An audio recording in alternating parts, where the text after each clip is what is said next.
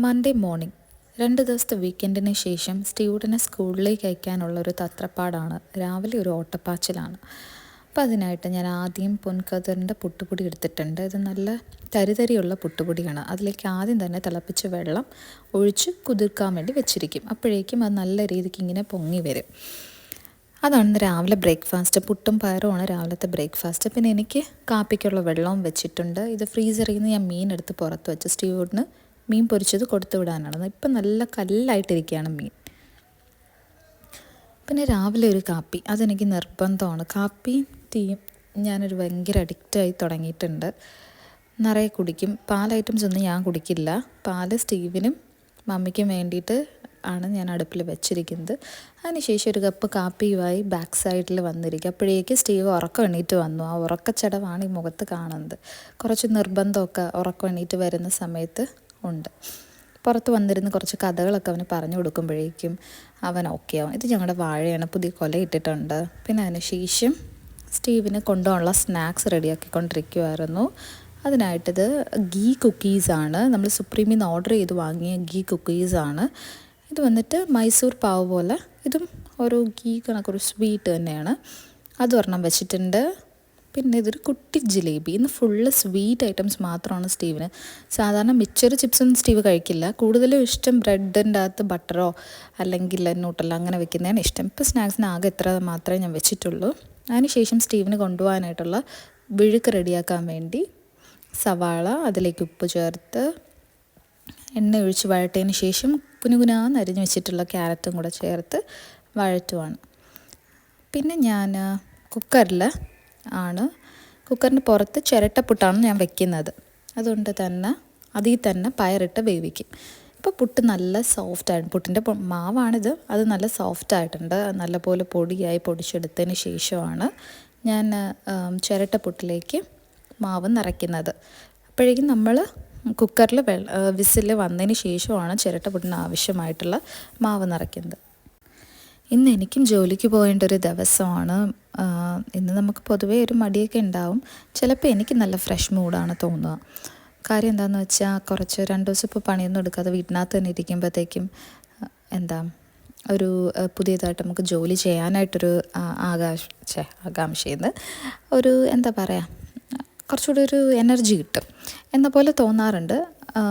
ചിലപ്പോഴൊക്കെ മടി തോന്നാറുണ്ട്. ഇന്നെന്തായാലും അങ്ങനെ മടിയൊന്നും തോന്നുന്നില്ല. പിന്നെ ഈ 2 വീക്കെൻഡ്സും ഞാൻ വെറുതെ ഇരുന്നില്ല. കുറേ പരിപാടികളുണ്ടായിരുന്നു, കുറച്ച് കാര്യങ്ങളൊക്കെ ചെയ്യാനുണ്ടായിരുന്നു. അതിൻ്റെ വ്ലോഗും ഞാൻ ഇടുന്നുണ്ട്.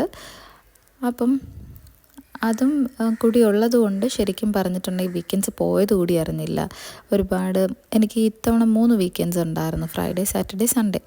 3 ദിവസവും ഓരോരോ പ്രോഗ്രാംസ് ഉള്ളതുകൊണ്ട് സമയം പോയതേ അറിഞ്ഞില്ല. 3 ദിവസവും ഒരുപാട് കാര്യങ്ങൾ ചെയ്തു. പിന്നെ അതിന് ശേഷം ഇന്നത്തെ മൺഡേ മോർണിംഗ് സ്റ്റീവുഡിനെ വിടണം, ഇച്ചായനെ വിടണം. ഇച്ചായന് മോർണിംഗ് ഷിഫ്റ്റ്, സ്റ്റീവിന് രാവിലെ സ്കൂളിൽ പോകണം.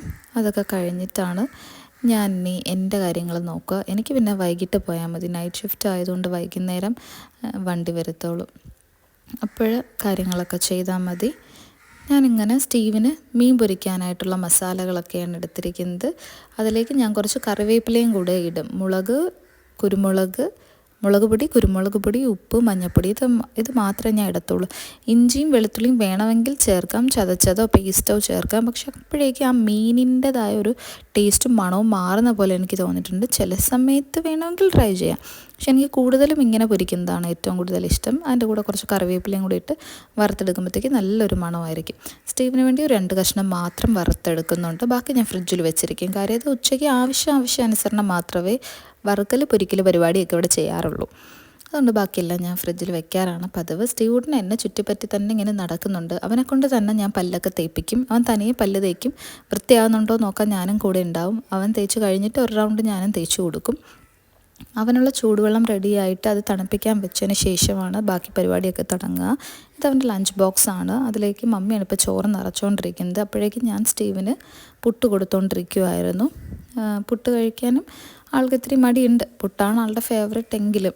ഇതവൻ്റെ ലഞ്ച് ബോക്സ്. അതിന് ക്യാരറ്റും പയറും പിന്നെ പൊരിച്ച മീൻ, മുള്ള് കളഞ്ഞ് പൊരിച്ച മീനും വെച്ചിട്ടുണ്ട്.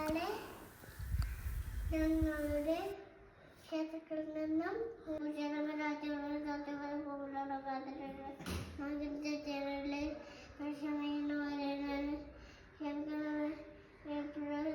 നിർദ്ദേശിക്കണമേ സുത്തി കർത്താവിൻ്റെ ശരീരമുണ്ടാകുന്നു തമ്മിലെ പാവാനൊക്കെ പൂർണ്ണ സംസമേ ആത്മാവിന്റെ നാമത്തിലാമേ